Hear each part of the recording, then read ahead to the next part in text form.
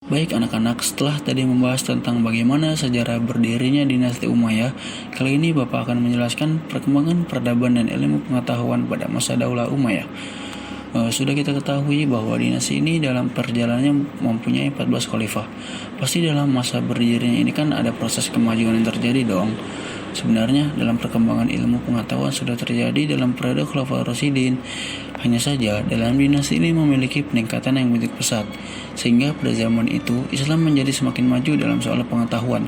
Lalu apa saja sih yang paling menonjol dalam dinasti ini? Yang pertama yaitu adalah soal ilmu agamanya. Sebenarnya ilmu agama pada zaman sahabat sudah memiliki kemajuan, hanya saja di dinasti ini ilmu agama sangat berkembang pesat, terutama dalam jenis keilmuannya, karena banyak sahabat yang menjadi pengembara untuk mengajarkan Islam di negeri-negeri yang lain.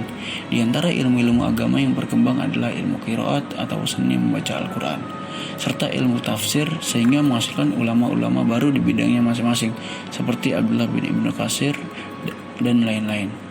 Kemudian yang kedua yaitu adalah ilmu bahasa Arabnya. Pada masa Khalifah Umayyah, ilmu bahasa Arab dikodifikasi sedemikian rupa dan ditulis sesuai cabang-cabang bahasanya. Sebagai misalnya itu Abu al-Aswad ad-Du'ali dari Basrah yang menuliskan ilmu Nahu.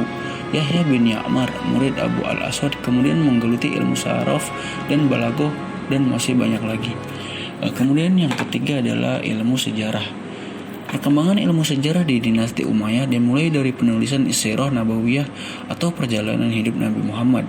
Sejarah ini dikulik melalui sumber-sumber lisan dari sahabat-sahabat Rasulullah. Di masa Khalifah Umayyah, kitab sejarah yang pertama kali ditulis adalah Al-Maghazi dan Al-Sirah yang ditulis oleh Ibnu Syihab Az-Zuhri untuk merekam riwayat perjalanan Nabi Muhammad SAW. Kemudian yang keempat adalah ilmu kalam. Di masa Khalifah Umayyah, perkembangan aliran-aliran pemikiran Jabariyah yang dipelopori oleh Jaham bin Safwan, aliran Qadariyah yang dipelopori oleh Ma'bad al-Juhani, dan aliran Mu'tazilah yang dipelopori oleh Wasil bin Atta. Aliran-aliran pemikiran dan ilmu kalam ini mencoba menafsirkan ajaran Islam dengan metode filsafat.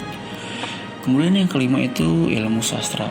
Jenis sastra yang berkembang di masa Khalifah Umayyah adalah syair atau puisi. Syair-syair ini didendangkan di banyak pertemuan. Di era Khalifah Umayyah pula terdapat beberapa aliran syair yang berkembang. Misalnya syair Ghazal ini dikembangkan oleh Umar bin Abu Rabi'ah, dan masih banyak lagi penyair-penyair yang lain. Kemudian yang keenam itu adalah ilmu kimia dan kedokteran. Untuk keperluan praktis, ilmu kimia dan kedokteran terus berkembang pesat. Tokoh terkenal yang mendalami bidang ini adalah Khalid bin Yazid bin Muawiyah, yang dimana ia belajar di Alexandria, Mesir. Ia menerjemahkan karya-karya 11 Yunani di bidang kedokteran, kimia, farmasi, dan matematika ke bahasa Arab. Tokoh lainnya dari golongan Nasrani adalah Ibnu Atsal dan Abu Hakam al-Nasrani, yang menjadi dokter pribadi Khalifah Muawiyah bin Abu Sufyan. Kemudian yang ketujuh yaitu perkembangan arsitekturnya ya. Pada zaman Umayyah banyak dipengaruhi oleh kesenian Bizantium itu bangunan-bangunannya. Sebagai akibat dipindahkannya pusat pemerintahan Islam dari Mekah ke Syria. Yang terkenal dan maju ialah seni ukirnya gitu di dinding yang di tembok itu biasanya. Banyak Al-Quran dan hadis Nabi SAW dan rangkuman syair yang dipahat dan diukir pada tembok dinding bangunan masjid, istana, dan gedung-gedung yang lainnya. Salah satu masjid yang dibangun pada masa dinasti Umayyah adalah Masjid Quba Batu atau Qubat As-Sakhrah yang ada di Yerusalem. Setelah tadi membahas tentang perkembangan ilmu pengetahuannya serta peradabannya, yaitu sekarang Bapak akan menjelaskan tentang apa sih faktor kemunduran dinasti Umayyah yang berada di Damaskus. Yang pertama adalah perang saudara antar sesama anggota Bani Umayyah. Pada tahun 740-an, kekhalifahan Bani Umayyah mengalami krisis yang sangat serius. Pada masa ini Khalifah Walid II bin Yazid yang dikenal suka berfoya-foya ditumbangkan oleh saudara sepupunya Yazid III bin Walid.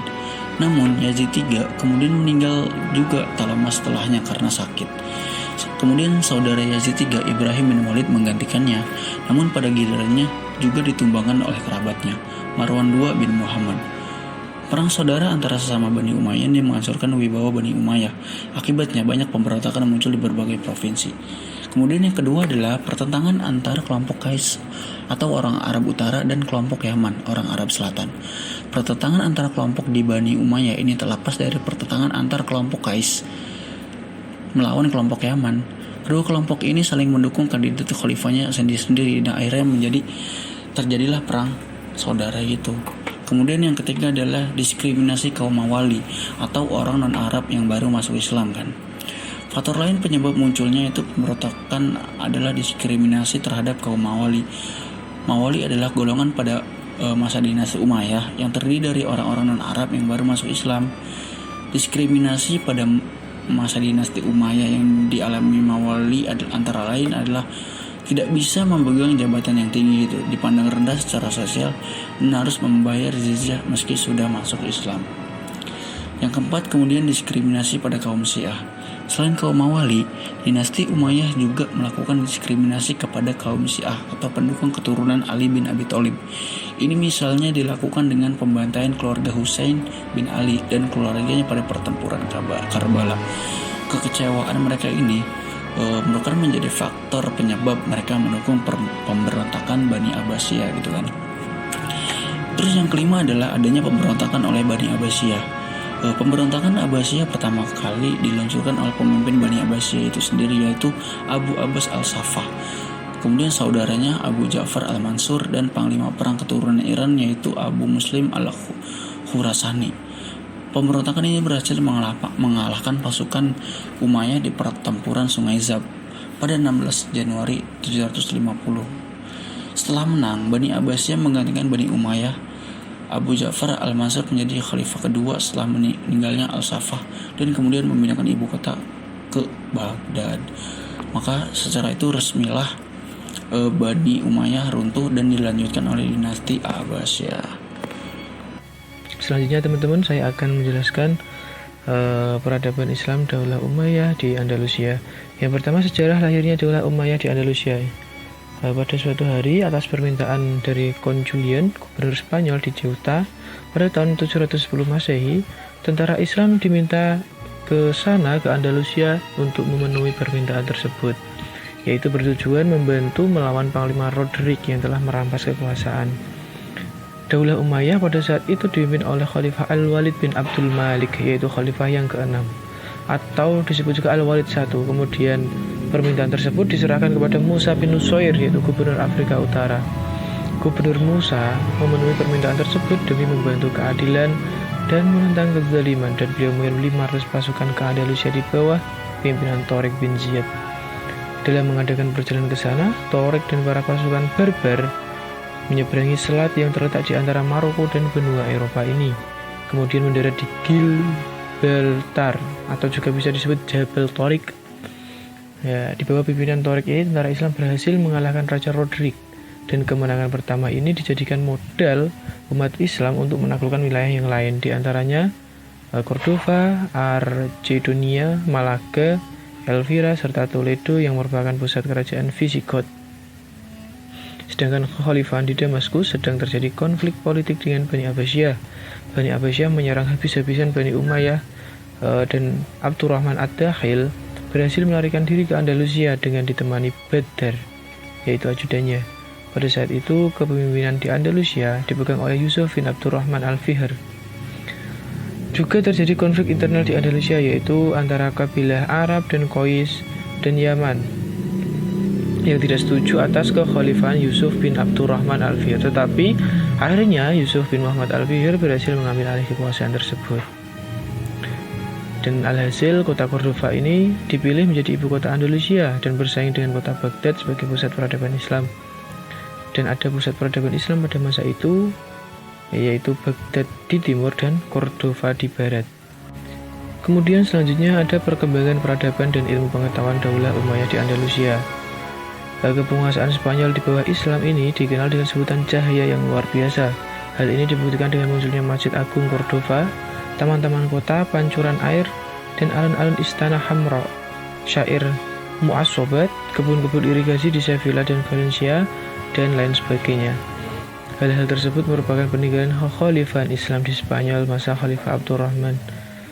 merupakan periode yang sangat berpengaruh besar dalam perkembangan peradaban dan kebudayaan Islam di Andalusia. Beliau juga dikenal dengan founding father Bani Umayyah di Andalusia, sekaligus menjadi dasar kemajuan peradaban di Andalusia. Kemajuan tersebut diantara yang pertama, kemajuan intelektual, yaitu diantaranya filsafat. Perkembangan ilmu filsafat ini dimulai abad ke-9 pada masa periode Khalifah Muhammad ibnu Ar-Rahman. Banyak lahir tokoh filosof pada saat itu, diantaranya Abu Bakar Muhammad ibnu As-Sayyih atau dikenal dengan Ibnu Bajjah.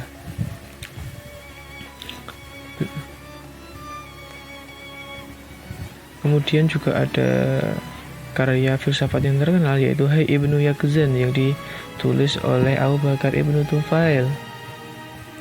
Selanjutnya ada Ibnu Rus dari Cordova. Beliau ahli berperan sebagai penafsir karya-karya Aristoteles dan berhati-hati mengkoordinir antara agama dan filsafat. Beliau juga ahli di bidang fikih.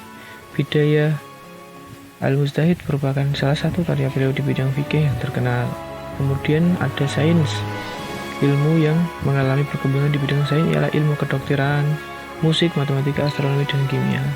Tokoh ilmuwan bidang ekonomi dan kimia yang terkenal pada masa itu adalah Abbas ibnu Farnas. Beliau adalah orang pertama yang menemukan produksi kaca dari bahan batu. Kemudian ada bidang fikih. Di Andalusia pada masa itu dikenal dengan penganut madhab Maliki. Tokoh yang mempelopori madhab Maliki tersebut yaitu Ziyad ibnu Abdurrahman. Dan ini pada kekhalifahan Hisham ibnu Abdurrahman dan dilanjutkan oleh Ibnu Yahya saat beliau menduduki posisi menjadi qadhi. Yang selanjutnya ada musik dan kesenian. Pelopor kemajuan dalam bidang ini yaitu Al-Hasan ibnu Nafi atau disebut dengan Yarzab. Beliau selalu tampil setiap ada pertemuan dan jamuan. Beliau juga ahli sebagai pencipta lagu. Kemasyhuran beliau ini tersebar luas dikarenakan beliau menurunkan ilmunya pada anak-anaknya dan juga budak-budak. Kemudian ada bahasa dan sastra. Pemerintah Andalusia ini menjadikan bahasa Arab sebagai bahasa resmi di sana. Dan keputusan ini diterima dengan lapang oleh kaum Islam maupun non-Islam. Anehnya, penduduk asli Andalusia lebih mengedepankan bahasa Arab daripada bahasa mereka sendiri. Para ahli bahasa Arab di antara lain adalah Ibnu Sayyidi, Ibnu Malik, penulis kitab Alfiyah, Ibnu Khuruf, Ibnu Hajj, dan lain sebagainya. Kemudian ada Al-Ma'had Ali atau pendidikan tinggi. Di masa kepemerintahannya, Khalifah Al-Hakam mengadakan pendidikan serta memberikan banyak penghargaan bagi para sarjana.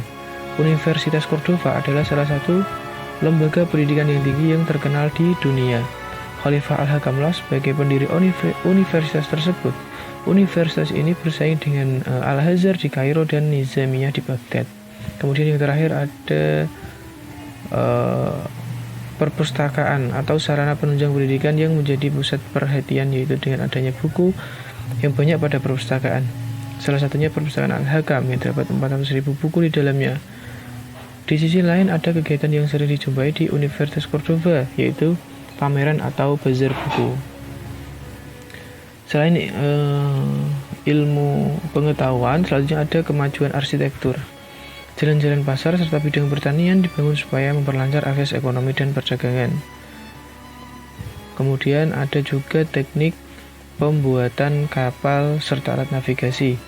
Kaum muslimin lebih dulu mampu membuat kapal yang dapat menyusuri lautan Hindia sampai ke Cina, dan merekalah yang mengerjakan perdagangan internasional timur. Dan kemudian yang terakhir ada kemunduran Daulah Umayyah di Andalusia. Kemunduran Islam di Andalusia ini bersamaan dengan dinasti Umayyah yang melemah disebabkan faktor internal. Disebutkan oleh Badri Yatim dalam buku bahwa ada beberapa faktor yang mempengaruhi kemunduran Islam ini di Andalusia. Antara lain yang pertama, konflik Islam dengan Kristen. Para pemimpin kekhalifahan tidak melakukan Islamisasi secara menyeluruh. Mereka hanya menagih pajak dari kerajaan-kerajaan Kristen tanpa disadari, membiarkan mereka lestari dengan hukum dan adatnya. Kondisi ini menyebabkan tidak pernah berhenti terjadi konflik Islam dan Kristen di Andalusia. Akhirnya pada abad 11, kondisi menjadi terbalik dan umat Kristen mengalami perkembangan pesat dan justru umat Islam semakin mengalami kemunduran. Yang kedua, tidak adanya ideologi pemersatu. Orang Arab memiliki istilah ibad dan muwaladun kepada orang Andalusia, atau bisa dikatakan sangat merendahkan. Karena orang Arab tidak pernah menerima orang pribumi Spanyol, kondisi ini menyebabkan kelompok non-Arab sering melakukan pemberontakan dan merusak perdamaian. Kemudian ada kesulitan ekonomi. Pemerintah lalai dalam membangun perekonomian karena fokus membangun kota dan ilmu pengetahuan saja. Hal ini berdampak buruk serta menimbulkan kesulitan ekonomi dan berpengaruh pada politik dan militer.